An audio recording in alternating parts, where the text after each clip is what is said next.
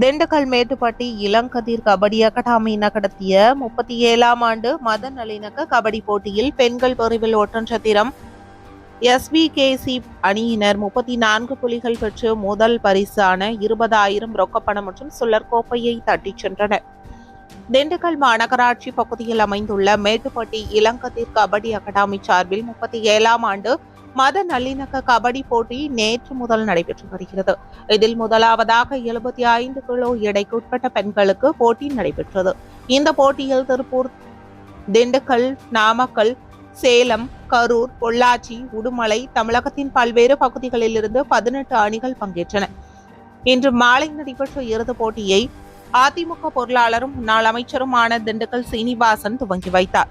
இறுதியில் போட்டியின் ஒட்டன்சத்திரம் SMBKC அணியினரும் வண்டியூர் மணிவாட்ஸ் அணியினரும் மோதினர்.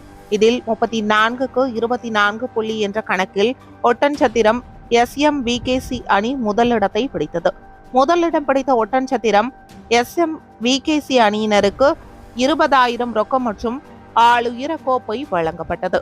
இரண்டாம் இடம் பிடித்த வண்டியூர் மணி வாட்டர் அணியினருக்கு 15,000 ரொக்க பணமும் மற்றும் கோப்பையும் வழங்கப்பட்டது.